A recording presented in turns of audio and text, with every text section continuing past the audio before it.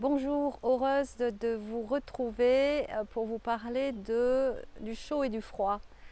Ces sensations pour les fibros qui sont différentes. Alors là, je passe à l'ombre parce qu'on est encore en période de canicule. Encore là aujourd'hui ça va, il y a 30 degrés. Mais quand on est vraiment en grosse période de canicule avec des températures qui avoisinent les 40 degrés ou voire qui les dépassent, et ben pour un fibro ou une fibro, c'est compliqué. Parce qu'en fait, on se rend compte qu'on n'a pas du tout la même perception des températures. Par exemple, à la fois, on a besoin de prendre des douches très très chaudes. En tout cas, je vous fais part de mon expérience parce que ça soulage les douleurs. La chaleur, ça apaise, ça décontracte. Et on a tendance un petit peu à souvent prendre des bains très chauds ou des douches chaudes parce que clairement ça relaxe et je vous encourage à le faire. Mais d'un autre côté, prendre des douches trop chaudes, c'est pas bon non plus pour le drainage lymphatique, pour la lymphe. Et donc ça fait de la rétention et c'est pas terrible.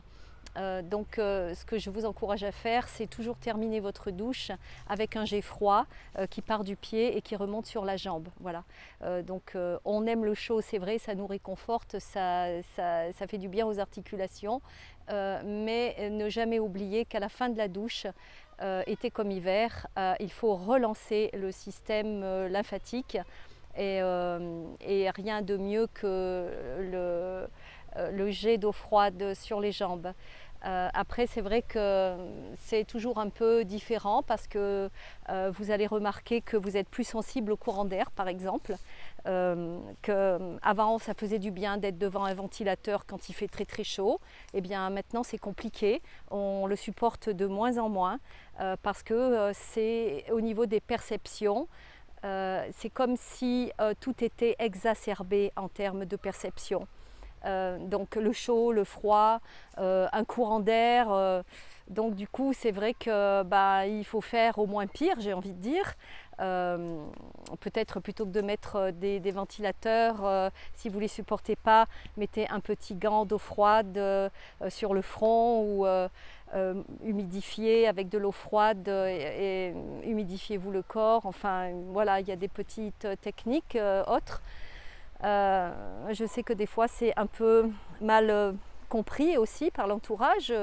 Des fois on a trop chaud, des fois on a trop froid, des fois il y a trop d'air, des fois il n'y en a pas assez. Enfin c'est toujours très changeant et c'est en fonction vraiment de l'état. Il y a des fois où ça va bien. Moi par exemple, il y a des fois où une clim dans la voiture, ça va le faire, il n'y a pas de problème.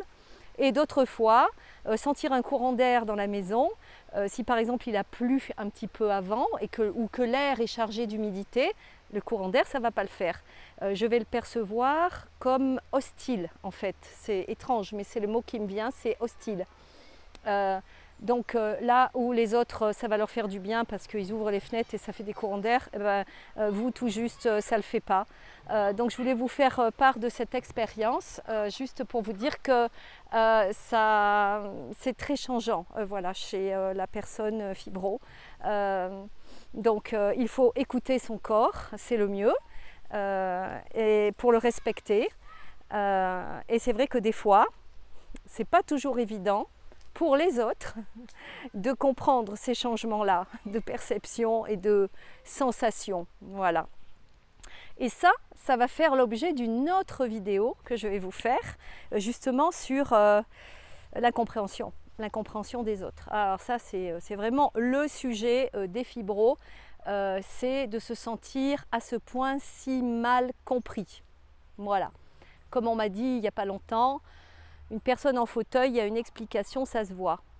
Fibromyalgie, je ne comprends pas, ça ne se voit pas, donc clairement, il n'y a rien, quoi. Voilà, ça peut arriver qu'on vous dise ça encore. Hein. Mais ça, c'est l'objet d'une autre vidéo.